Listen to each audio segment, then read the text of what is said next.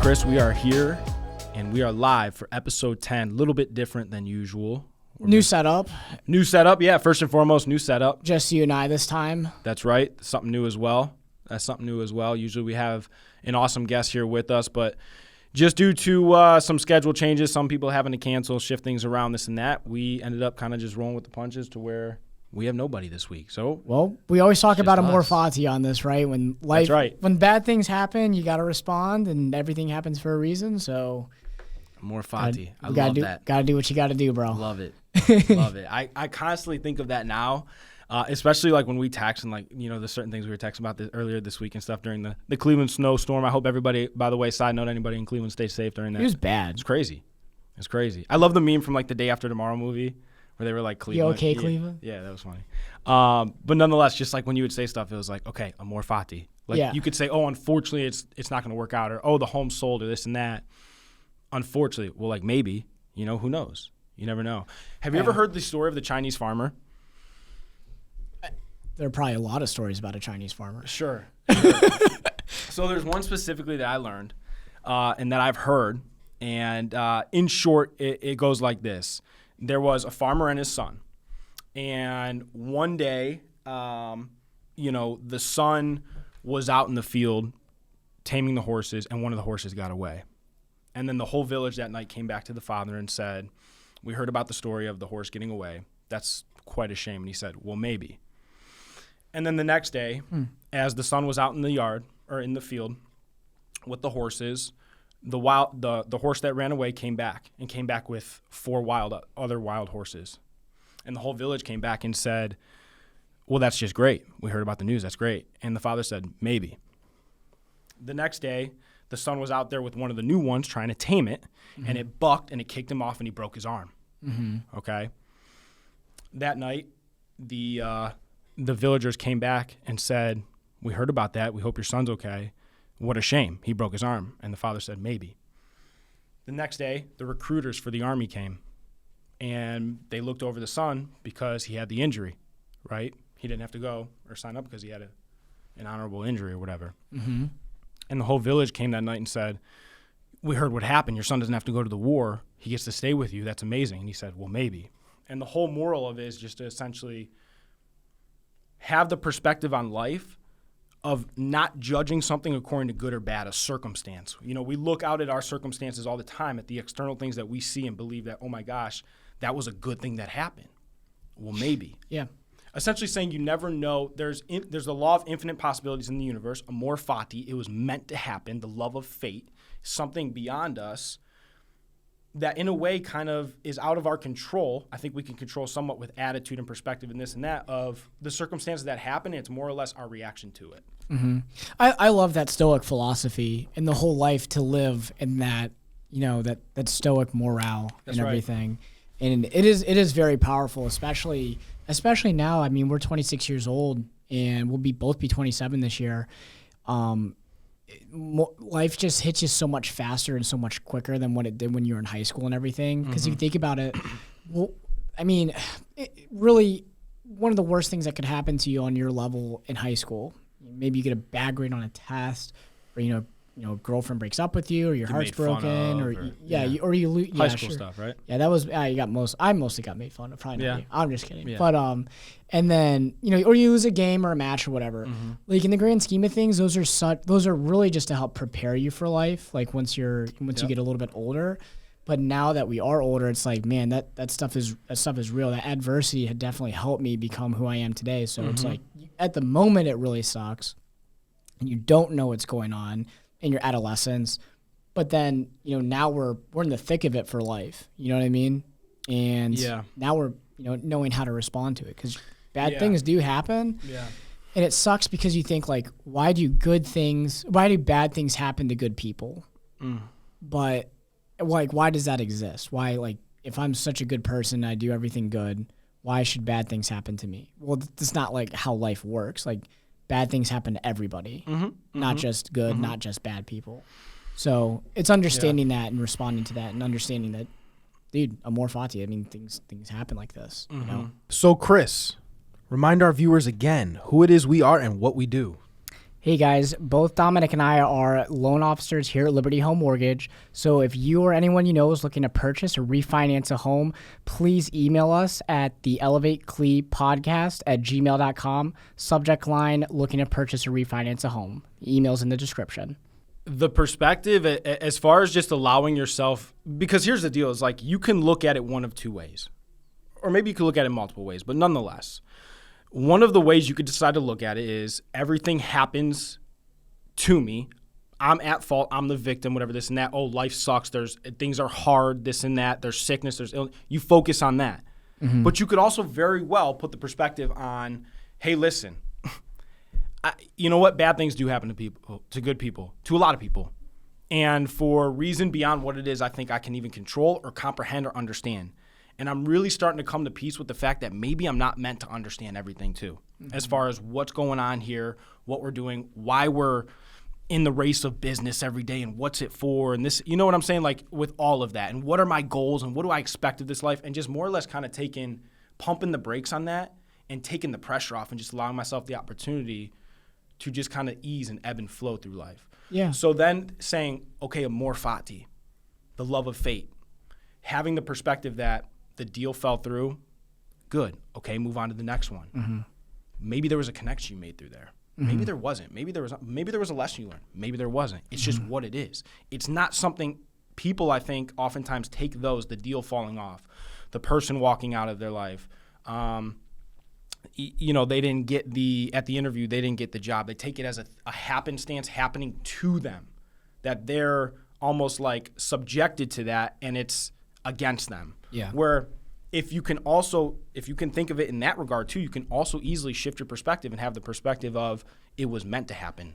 It's a setback to lead me to a setup, right? Yeah, I like that. Yeah, 100%. I do think that oftentimes this is one of my prayers every single night every morning is that I learn to trust my closed doors just as much as my open doors. We can all run through open doors. That's easy. But how much can you still have faith in and trust in yourself and your process and whatever it is you believe out there to, when a closed door happens, to still have that faith? How much trust can you have in that? Because who knows what that leads to? And I think we have the opportunity, if you keep it, if you let it be something that throws you into a negative spiral and you think it's happening against you, it can lead down towards that, right? Mm-hmm. That's where your thoughts are leading and manifesting to versus the other route. Where conversely, if you see it as an opportunity, who knows what can come from it? Yeah, you're just like, oh, I'm being affected by everything, and you know what I mean? Everything's happening to me, blah, blah, blah. Yeah. Yeah, man. I mean, it's all really good, tangible stuff. I personally, I learned a lot of this stuff from Ryan Holiday. You know, the author, the guy who worked at, what was it, American Fashion, or the fashion company. Yes, he was one of the American Apparel. He was he wasn't like the youngest and C-level. And he was like on the board and stuff of these companies. Yeah, he was awesome. But he went under Robert Greene's wing to and helped him. I think he helped him write one of Robert Greene's books. But then Ryan Holiday ended up writing his own books, like Lives of the Stoics, Courage is Calling, and so on and so forth. But I have to give him a lot of kudos just because I learned a lot about Amor Fati just from watching his YouTube channel and everything and just kind of learning from him. And a lot of that stuff is super, super good. So I would hate to just say, this is something I came up with. It's 100% learning from him, but it's so good. It's such good stuff, Yeah. No, you don't have to come up with it. I think a lot of it is, it's just it's all helping out each other. I'm glad that he has the confidence enough so much to put out content that you could then see it, you tell me, and then it's something that I can implement in my life that helps me. That's what I think is amazing about that's this. Someone who I'd love to have on the podcast. If a couple, I don't know, whenever this thing blows up, having Ryan Holiday or even Robert Greene on here would just be unreal. That would be my dream. Robert Greene wrote which book that you keep telling me to read? Yeah, 48 Laws of Power, Laws of Human Nature, The Art of Seduction, Mastery, 50th Law. Yeah. And he did a new one, The Daily Law. He just wrote a new one, Daily Laws, which I haven't read yet. I will read. Interesting. Yeah. But super good stuff. Yeah. But even talking about today, so we're on this topic, I mean, when things just don't when things kind of take a turn for the worst, how do you respond? I mean, even what's happening right now in 2022, stocks are dipping. Mm-hmm. like a lot of asset classes are falling. Obviously, those will rebound eventually, but in the moment, it's not looking too good. Sure. Mortgage rates have increased. The new 4% is the new 2%. You know what I mean? And now's not the time to refi. Refining is pretty much dead at this point. Unless you need cash. Exactly. So we're at a point right now in our industry, Dominic, where, dude, you're a home buyer. Like, you want to go ahead and purchase a new home. Listen, unfortunately, prices aren't going to go down. They're just not. If anything, they're going to stabilize or increase. Maybe not as high as of appreciation as we've seen in the last 2 years, but certainly it's going to go up. And to couple that, now your interest rate's not as good. Like, you could have been a 750 plus credit score, low debt to income borrower back 6-12 months ago. You're probably going to get, a lot lower rate than you would today. Now you're going to end up paying a lot more for it. But is it better than renting? Absolutely. It's still going to be better than renting, and situationally. So it's kind of looking at those things from our perspective, like, dude, there are a couple companies out there that are shutting down their refi department. You know what I mean? A lot of them are coming into purchases now to, what our bread and butter is. So it's like, how do you respond to that? How do you, dude, now I got to work twice as hard. Now I have to do all these different things now. I mean, yeah, it's just got to do what you got to do now. I mean, the market's definitely taking more of a grind now. Yeah. Yeah. And I think, initially what it does is causes like a lot of angst and, like anything, majority of stuff in the media kind of tosses out like an idea of fear into a lot of individuals saying like, oh my God, did I miss my opportunity to purchase? Or, oh, I should just wait until down the road when things crash and this and that. Like, truthfully, I agree. I think if you're going to buy, still buy now. There's no better time. Because at the end of the day, if you just look at it very simply, right? 2 + 2 is 4. If you're putting X amount of dollars into rent versus putting into your house, okay, even if that home doesn't appreciate a dime, okay, you're still, and then you sell it for what it is you got it for, let's say, obviously minus costs, et cetera, you're still getting back everything that you put into it, majority of what it is you put into it. You don't have that opportunity with rent. Prices are higher, but like, Chris, a lot of people say, I'm going to wait till they come back down or this and that. Could you give any insight economically as to why there won't be like this massive crash where homes are all of a sudden underwater to the point where people are in negative equity on their house? I mean, it just goes back to elasticity in economics, where again, I think I talked about this last time, where there are so many substitutes for living. You could live with your parents or family member, you could rent, or you could purchase a home, right? So now we're seeing one of the biggest people, our biggest pool of people who are purchasing homes these days are millennials. That's what it was, 1980 to 1996 or something, right? Millennial group. So like right in that 30-year-old age range. Well, they're all either getting out of renting or they're getting out of their parents' house. Now they have down payment money. Well, there's a huge amount of demand in there now because, again, even if prices increase, well, there's not many substitutes for that. You're still going to end up purchasing a home. Whereas like for refinances, I don't have to refinance if the rate's high. It's very inelastic with rates for refis. But when it comes to purchasing a home, people want to purchase homes because they want the bigger living quarters and stuff like that. So it comes back to that, as well as obviously the supply and demand issue. We're running on only like 2 months of actual housing supply in the United States, according to the National Association of Realtors. In a normal market, that's 6 months of inventory, which comes out to like I don't know how many millions of houses there are. When you have such a short amount of inventory like that, it's going to stabilize prices and increase prices. You know what I mean? A seller and a buyer aren't going to be on the same page when it comes to the price. The seller's going to be able to sell it for whatever they want it for, based on the given that the appraised value justifies that. Okay. So, but the buyer's not. I mean, you're not in a market where you get to dictate. I want seller paid closing costs. I want to close this date. I don't want to close next month. I want to close in 2 months.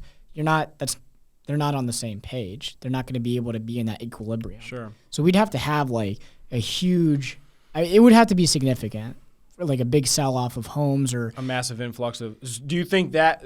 So that's what you're saying it would take in order to seriously drive down the prices to where people are in over their head on it. I mean, yeah. I just see, but here's the thing: is to me, if it's inventory or if it's supply that pushes it back up, I think it's much different than what happened like in 2008 when it was a massive foreclosure where the homes were literally they were devaluing. I mean, you had in your neighborhood, let's say, you had on the same street X amount of foreclosures. Yeah. That'll wreck a neighborhood's value. Absolutely. 100%. Those are all comparable properties. That's right. And when we had Brian Koster on, who had, ran a very successful appraisal management company for 7 years or no, longer than that, right? It was longer than that. Yeah. Whatever, 10 years. I think it was 10. 10 years. At least 10. When he's talking about, hey, listen, how we look at the value of a home is we're looking at a house within a certain, radius of the subject property and saying, okay, well, this one sold for $350, this one sold for $325, this one sold for $400. It's all the same square footage within the last 6 months. This is, we're taking a cost approach. We're averaging that out and saying this is, this value that you have on the purchase contract meets that appraised value. That makes sense. Mm-hmm. Well, when you have like all these houses that are foreclosing and people are selling at such a sale like that, well, what do you have to compare to? Everyone's comparing to those comparable properties that just foreclosed. Right. So yeah, I mean, in that case, everyone's foreclosing. It's gonna devalue everything. But it would have I feel like it would just have to be, I don't know the numbers, but it would have to be pretty significant to get up to that. Because even if we did have a significant amount of foreclosures, we still have a significant amount of buyers. You know what I mean? So I don't know. I don't know what that sweet number is where it would come down. Yeah. But I think it's, again, just to kind of give reassurance that is what the issue was. Because everybody looks at, oh, well, I'm waiting for this thing to crash again. It has to. Because you're associating it mentally back towards something that you either experienced or you heard about. 2006, 7, 8, 9, right? Around that time. So that's what you right away associate it to. But it's a very different time, economically even, compared to then. So if that's what it takes to drive it all the way back down to that, I don't think that's coming.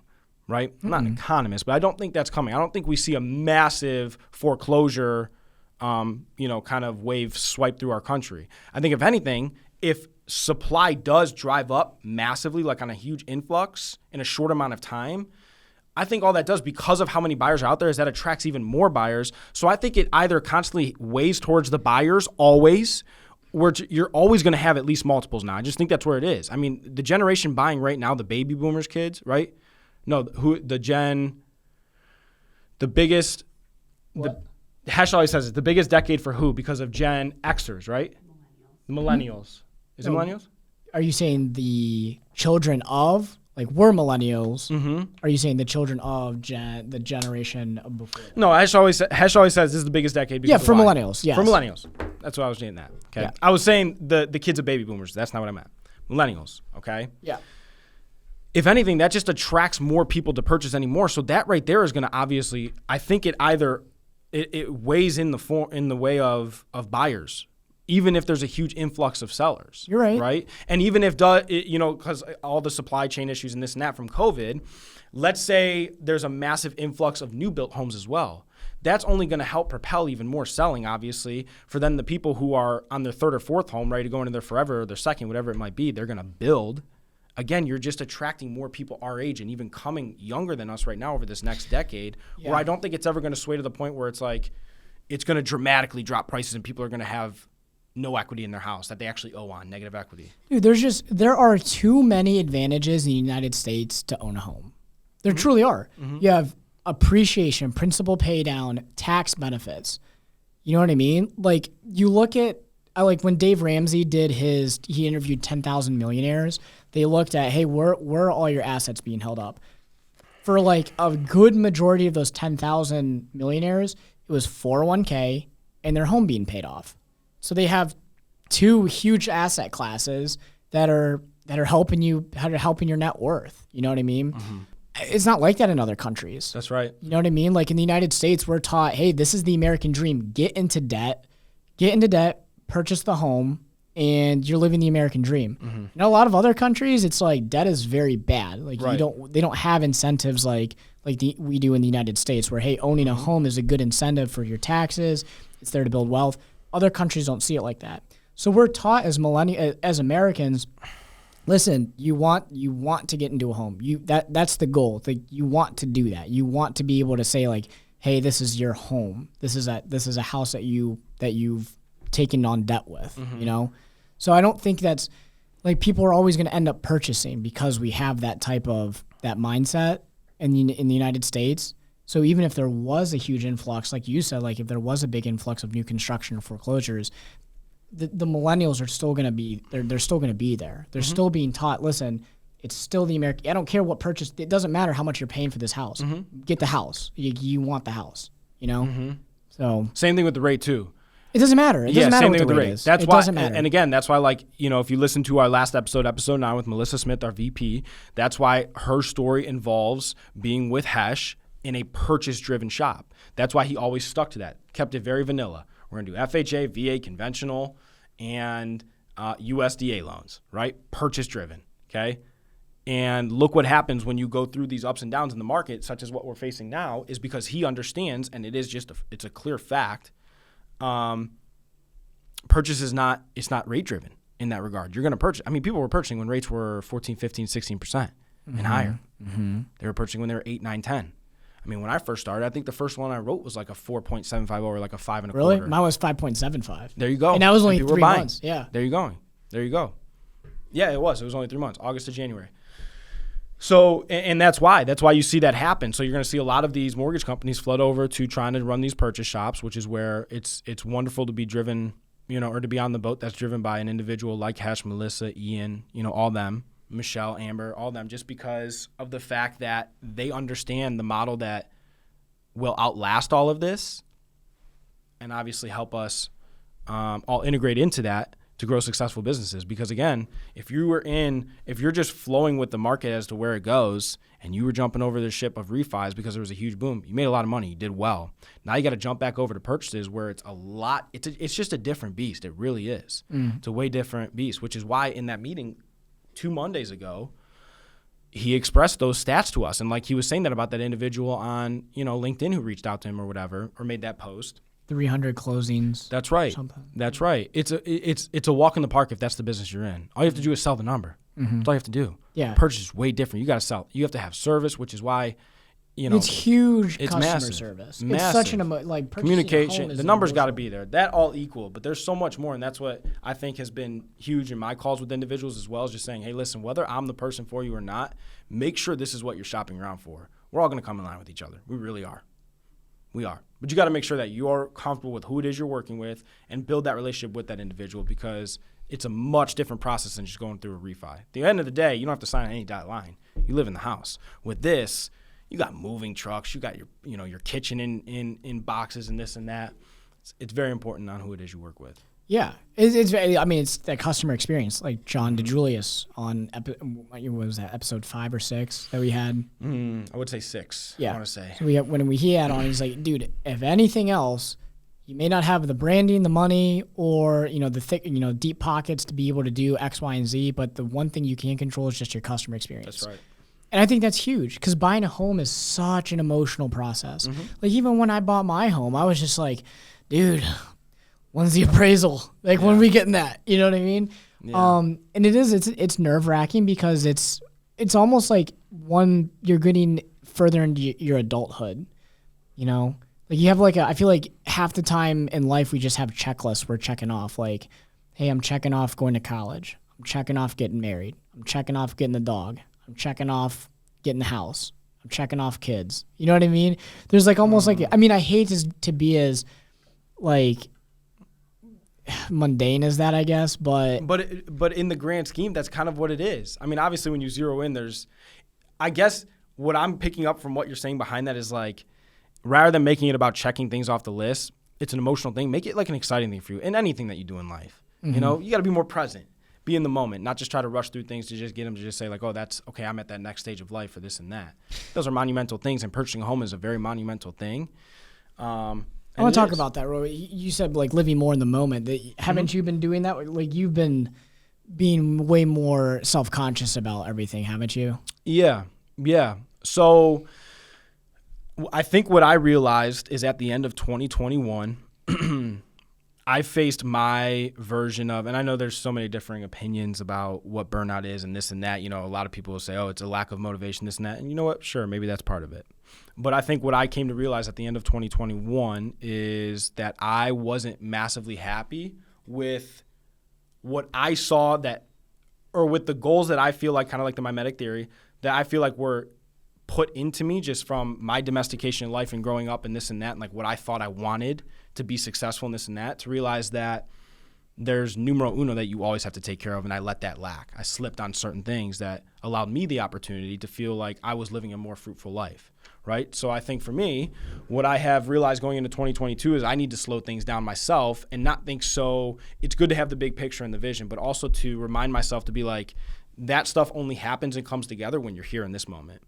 And always remember that you just have to take it one day at a time, one breath at a time, one step at a time. And also, I'm being way more easy on myself. I was being super, super hard on myself to the point where like I bogged myself down with stress on not completing certain things to the point where days were just flying by.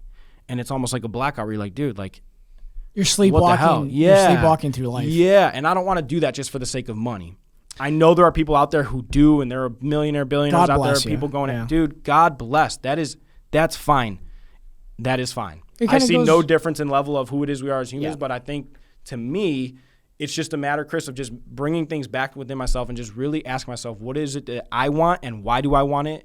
And am I okay with the level of work or whatever the sacrifice it might be to get that? And if I'm not, I'm becoming way more open with accepting the fact that I'm not willing to put in the work it takes to be a multi-millionaire and own a big business. I'm not. I thought I was, and I thought that was my goal, but it's not. It's not. Do you think that goes back to mimetic theory? Yes, 100%. 100% it does. Absolutely. How so? Growing up, I saw my dad in business. I saw him, have his struggles in business, his ups and downs and this and that, and thought that like, oh man, if I could, I saw other businessmen out there that I emulated, my friends' fathers and this and that, and I thought, damn, if I own a business, I can help impact people like that. I thought that was a way that I would impact people versus in other ways that I'm, feeling I can impact others in. So I thought business was the way where like, okay, if I make a lot of money, that'll alleviate a lot of problems and this and that, where you get a taste of money and it's like, it really doesn't change all that much. All you do is you just have your bills paid and saved up in reserve. At the end of the day, though, there's always still the stuff within you that you yourself have to confront and work on. Money's never going to make that stuff go away, nor any of the experiences that you can allow yourself the opportunity to have from the money that you make. So it's just realizing that, like, and I'm glad I caught it early on, and I knew this going into it, but I think I allowed myself to slip away in pursuit of saying, like, oh, let me just go after goals, where now it's like, dude, I just want to be more so in the moment. Not saying I'm not goal-driven, but just allowing myself, just being easier on myself to say, like, dude, it's a journey. Like, Chris, we're 26. I said that in the beginning of the podcast. I have to remind myself of that constantly. We're 26. We're super young.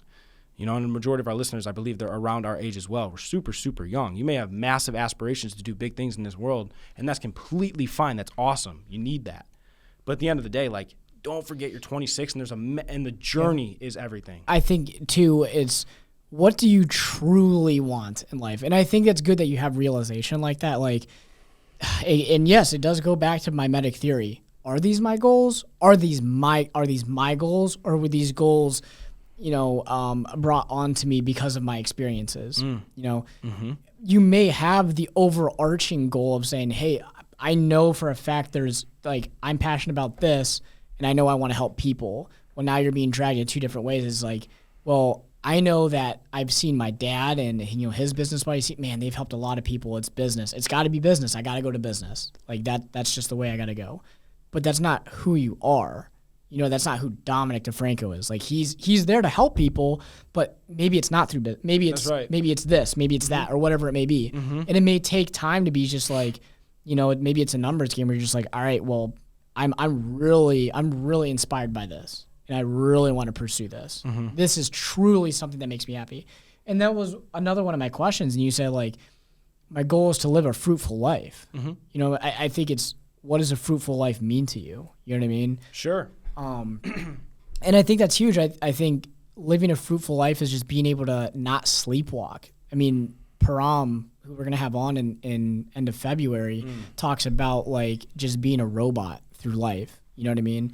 Like living your day in and day out, it's the same thing over and over and over again. You know what I mean? Like you're just, even if you're a CEO, you're doing the same thing. You wake up, you brush your teeth, you get in traffic, you flick off somebody in a traffic jam, you get to work, you do your work stuff, you come back, eat, and do the same thing over and over and over again. Like, is that living a fruitful life? You may be making $200 million a year, but you're working 7 days a week. You're never seeing your kids. You know, you have to be in North Carolina when your kids have a baseball game in Cleveland and stuff. Yeah. And I think you're going so fast through life that suddenly you wake up from this sleepwalk and you're 50 years old with achy joints. You know what I mean? So yeah, and you get a whole bunch of realization. So I think we talk about like goals a lot, especially in business. You do your SWOT analysis, your strengths, weaknesses, opportunities, threats. You talk a lot about goals, and I'm not a proponent of Grant Cardone, personally speaking. His 10X rule, I get it, because you want to finish. I get where you want to finish. You'd rather finish 50% of your 10X goal rather than 10% higher of your of your 1X goal or whatever it is. I personally think you're setting yourself up for a life that enough is never enough. Because if you just me personally speaking, I mean, it's just my opinion. Speak your truth, brother. That absolutely, if you live the 10X lifestyle, that you're never going to end up obtaining something that truly makes you happy. Like you may make $1 million and that was your 10X for you and you obtained it, but now there's a new goal. It's $10 million. And if you fall short of that, I think you just put so much pressure on yourself that it affects you in different ways, like familial, relationships, economic, whatever have you, spiritual even. I'm just not a proponent of that. I like what you say, and I do the same thing where it's day by day, action by action, step by step. And I try not to let things affect me. But like, it always will. It'll always be there. Yeah, absolutely. Like things may happen where it sucks, but I truly believe like I just want to be happy, so I choose to be happy. And you do. You keep a very good outlook. I've noticed that about you. Yeah. You keep a very you're very even keel. I try to be. I just trying to be like chill about everything. Like I know when to work, I know when to have fun, but like honestly, like I just enjoy having fun. You know what I mean? I just enjoy doing things that make me happy. And that's good, man. You always should live those all the time, I think, I don't. Here's the deal. We could have Grant Cardone sit right here and, I don't even want to say the Elon Musk or the Jeff Bezos, whatever. They're innovators. You need those people out there.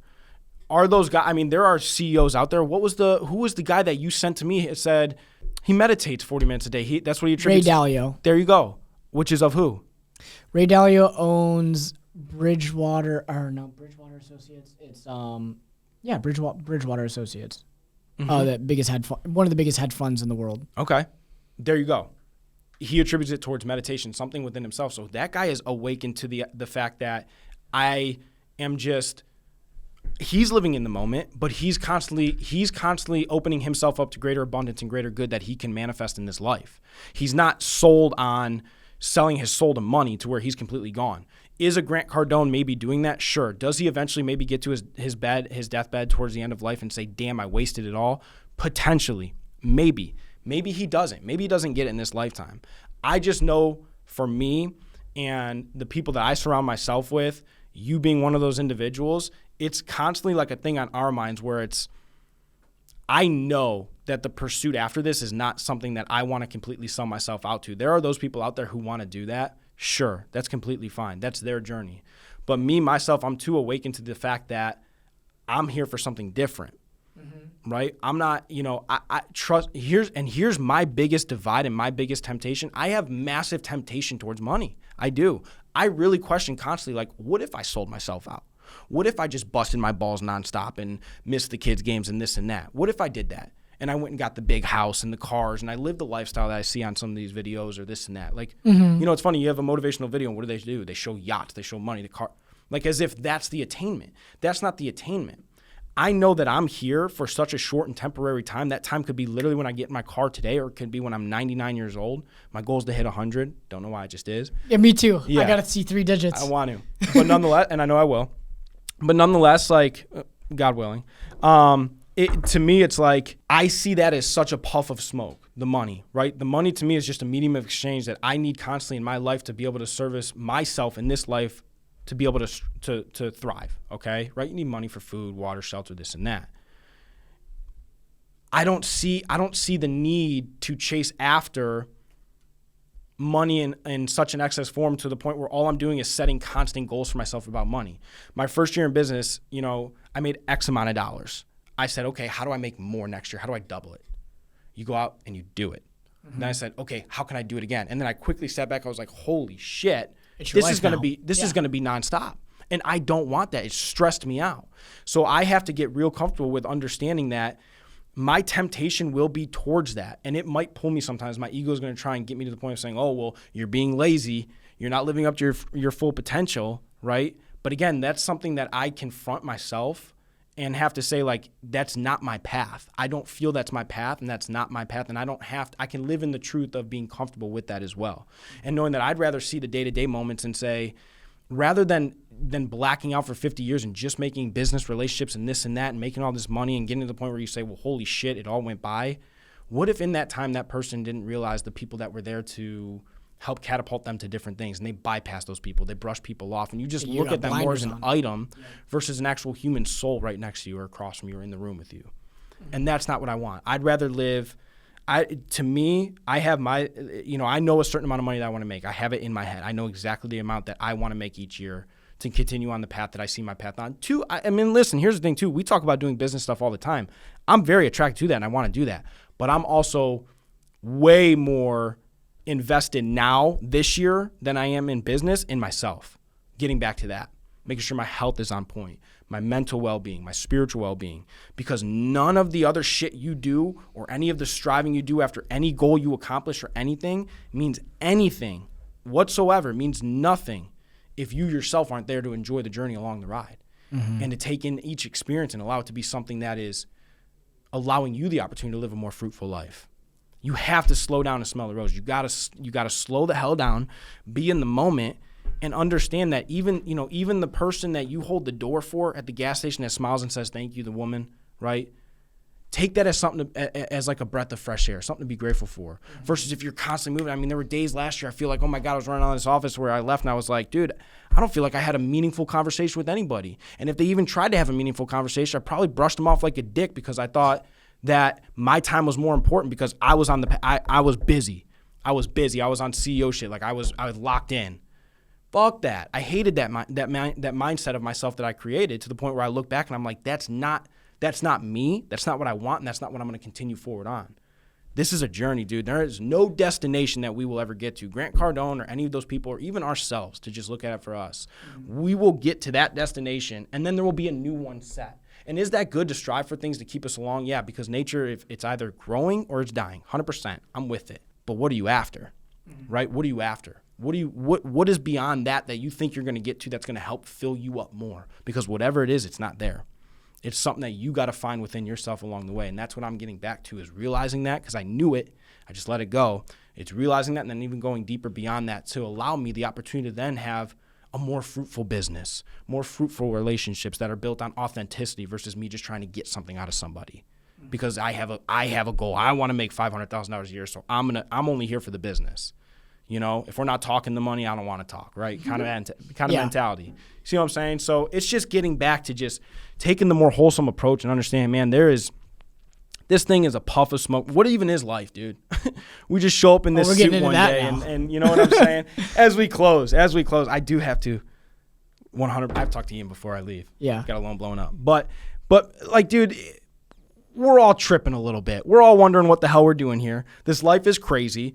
In 2022, there is so much shit we are exposed to and see that I don't think people understand the traumas we just faced too. I mean, dude, there's so much stuff you could see on the news, in media, just life in general. We talked about earlier about how, one of the things, you just check off things as you go. But it's like, you remember as a kid, you looked up to adults, you were like, oh, dude, when I get there, like, man, like they just get it. Mm-hmm. I look at the people around me now, and not that I'm better or worse than anybody, but I'm like, damn, these 45-year-olds are still trying to figure it out just like me. Mm-hmm. That's very true. And sometimes I feel like I'm a little bit more ahead, just like maturity-wise, mental, this and that. Some I'm like, damn, I look up to that person. I emulate them, and those are the people that you should gravitate to look forward to in the future, who are grounded. But it's like, dude, we're all trying to figure this thing out, man. We're all trying to figure it out. And you got to slow down. You got to take care of yourself first and foremost in every aspect. And it doesn't have to be a zero-sum game where it's like 0 to 100 tomorrow. I'm going to eat clean, do the diet. I'm going to read this. It's like, dude, just be patient with yourself. This is a journey. This is a journey. Mm-hmm. And you should be grateful for every moment and understand that, because then it allows you the opportunity to accept the things that come your way and understand that there's really not that much effort you have to put in.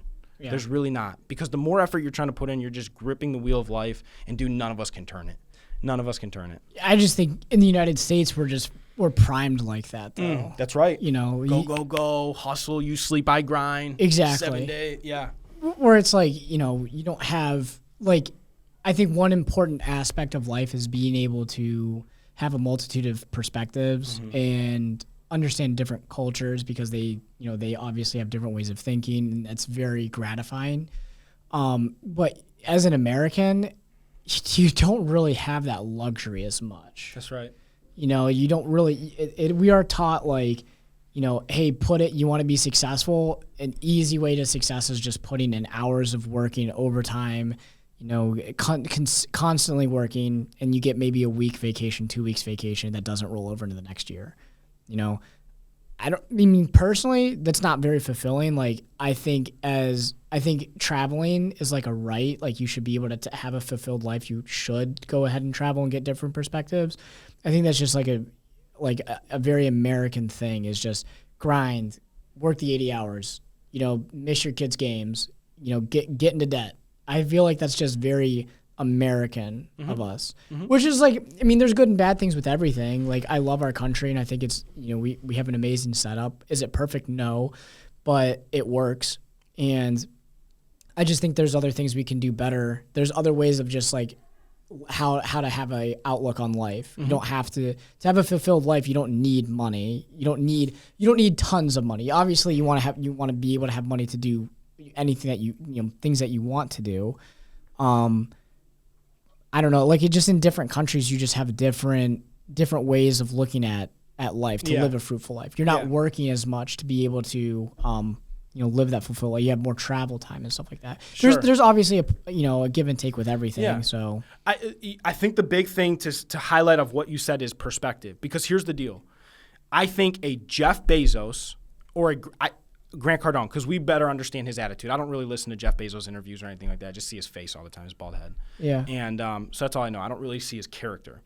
Grant Cardone, I see it. I think a Grant Cardone who is more detached from the goal of money, and more just so looking at like him accumulating abundance and like giving back and this and that. Not saying the man doesn't give and this and that, but if his attitude is different from a fuck you, pay me, savage type, I gotta go get it mentality, versus a like accepting the abundance that like the universe is flowing to, or that flows to him, and then it kind of going through him and him giving out to other people and growing certain things, just a different mentality. I think that's a different Grant Cardone and a more impactful Grant Cardone than how he is now in his attitude. Yeah. So it's not necessarily saying like, oh, the capitalistic society or our society and our system is like what has to be changed. It's the perspectives. It's, again, just going back to just don't forget that at whatever age you are, when you're in business, no matter where it is you're at in life, ground yourself in what really matters, right? It's okay to go out there and strive to be a millionaire, this and that, and to grow a big business, but do it for the right reasons. Again, have the right intention in mind, because anything you do out of an authentic place is gonna go way quicker, grow way bigger, and do that with less effort, with greater ease. I wonder what a Buddhist monk what his opinion would be on Grant Cardone's aspect of life, He's high energy, that's for sure. I wonder if they would be like, oh yeah, this is your definition of success. You know what I mean? I wonder what what they would say about that. Hey everyone, thanks for tuning in to this episode of the Elevate Cleveland podcast. Dominic, wrap it up for us. As Chris stated at the beginning of this podcast, we are licensed loan originators for the best mortgage company in the land. That is Liberty Home Mortgage. Guys, if you or anybody you know is looking to purchase or refinance a home, doesn't matter if you've done this 1, 10, or 100 times, call us, email us. The email is in the description below. Reach out to that email. In the subject line, put looking to purchase / refinance a home. Whatever it is your goal is, Chris and I will reach out to you within 24 hours, and we look forward to helping you with whatever it is your specific home goal is. Thank you. But yeah, I think we're about done. Yeah, I think we're good. So here's our episode 10, a very unconventional one, but I had fun, Chris. Yeah, it was a good time. Very good talk. Very good talk. I thought it was going to go much shorter in the beginning when we started. I had Jordan give me a 15-minute thing. We just, what are we at now? 45. Cool. Hey, 45. We're here. 3 exit. There it is. Next week, episode 11. We appreciate all our viewers. Thank you so much.